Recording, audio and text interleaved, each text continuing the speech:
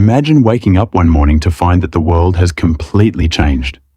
There are no phones, no offices, no schools, no work, and not even any money. You are standing in front of a mountain.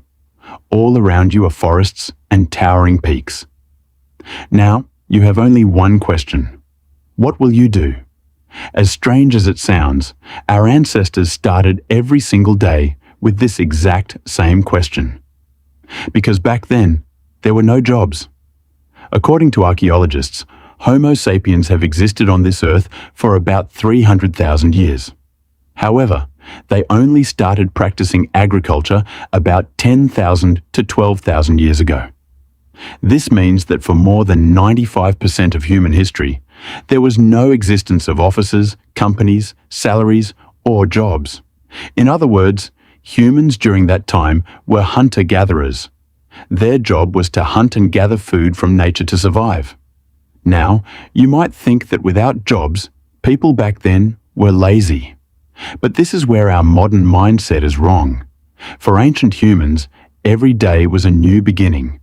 They did not have the answers to questions like where food would be found today, where safe water could be sourced, or what the weather would be like.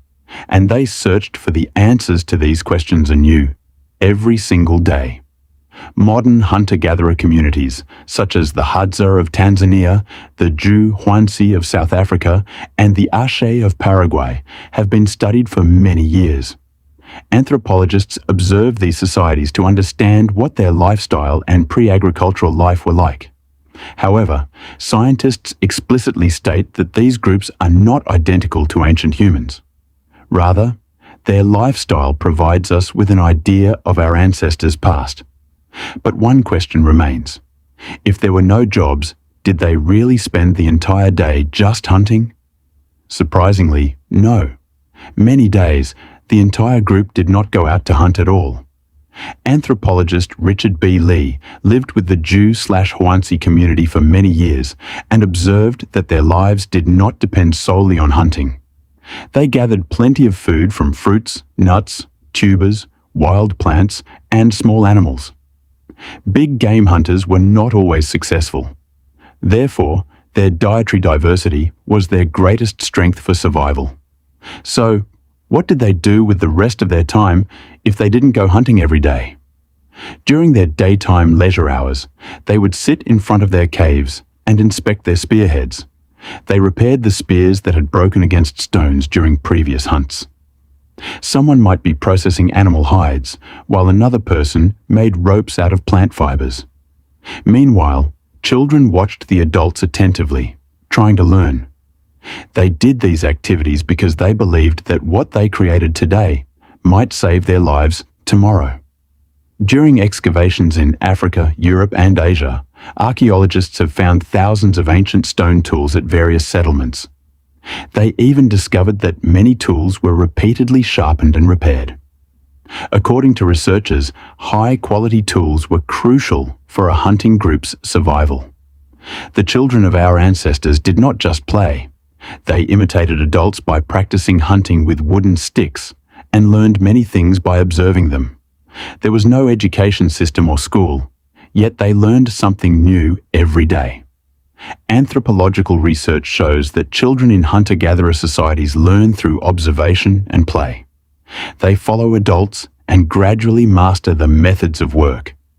Many researchers consider this to be the education system of ancient humans. Now, let's see what they did at night. The central element of their night was fire. As darkness fell, all members of the group would gather in the exact same spot. Some would collect dry firewood while others cooked. Children would stop running around and huddle close to the fire. You might think that in ancient times, the person with the most food would be the most important leader in the group. But for thousands of years, our ancestors practiced the exact opposite. Imagine you hunted a large deer today and you couldn't finish eating it all even in a week. You have two options. Either hide it away and eat it slowly by yourself, or share the meat with everyone and celebrate together. Amazingly, our ancestors always chose the second path. According to anthropologist Christopher Boehm and other researchers, most hunter-gatherer societies were strictly egalitarian, equal. If a large animal was hunted, the meat was divided equally among the entire group. If someone kept the meat for themselves, the group would lose trust in them, and in severe cases might even exile them from the community. Researchers believe this sharing wasn't just out of pure kindness, it was a brilliant survival strategy for the group. If you had a successful hunt today, you might return empty-handed tomorrow. Knowing that others would share their food with you in times of scarcity kept everyone secure and stress-free. Archaeologists have discovered ancient hearths, fire pits, in many prehistoric settlements across Europe, Africa, and the Middle East. Surrounding these hearths are burnt bones, stone tools, and signs of ancient human seating arrangements. Researchers believe that fire was not just for warmth, but also a vital shield against wild predators in the dark.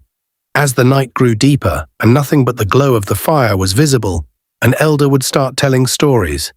They might share how their father once faced a massive mammoth, or where the best source of clean water could be found.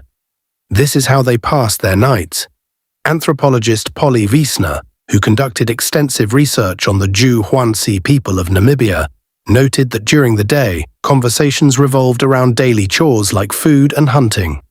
However, at night, their talk shifted completely to storytelling and sharing personal experiences. She emphasized that these nightly stories were not just for entertainment. They were a means of passing down knowledge, culture, and wisdom.